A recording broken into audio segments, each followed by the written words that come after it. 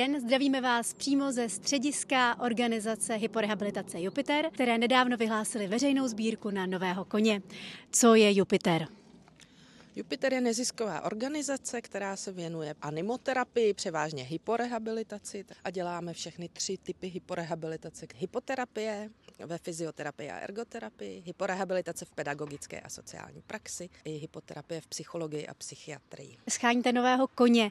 Kolik cena toho samotného zvířete je? My si chceme pořídit teďka mladého koně, zdravého, které přesně pro naše potřeby bude 100 až 150 tisíc. Dneska, když jsme uprostřed bloku hyporehabilitací, jak to vypadá ta práce? Vypadá to tak, že teďka tady máme 12 dětí, který mají 2 terapeutické jednotky denně. Koně nám vede profesionální vodič a vedle koně jde terapeut, fyzioterapeut nebo ergoterapeut a vlastně to dítě správně na tom koni polohuje. A kolik stojí jedna konkrétní hypoterapie? Ty náklady cházejí až na 1500 za tu jednu terapeutickou jednotku. Prodáváme ji ale tak, aby byla cenově dostupná vlastně pro naše pacienty.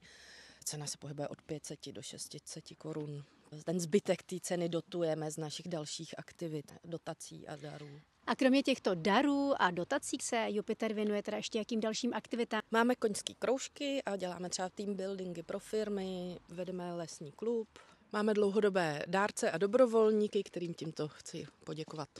Jakýho koníčka si pro tohle stádo představuješ a kolik vlastně těch koní máte? My máme 11 koní, což může vypadat, proč potřebujeme dalšího. Koně postupně stárnou a 2 koně potřebují pozvolna odejít do důchodu, přestat tu hypoterapii dělat, protože je to pro ně hodně náročný.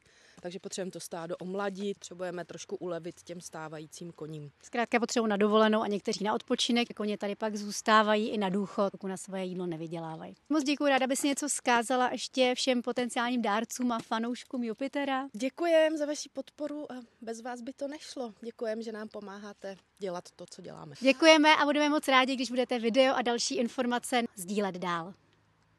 Hele Ido, a proč to vlastně děláš?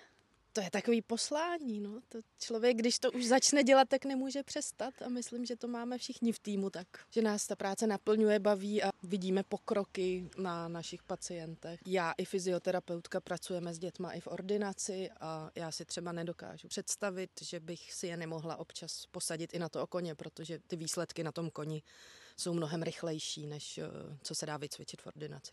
To zní skutečně fatálně, děkuju a můžu potvrdit, že jenom se k tomu přiblížit a vidět třeba průběh kempu a to, jak to mění nejen ty samotné děti, ale celé rodiny, je úžasné. Díky. Taky díky.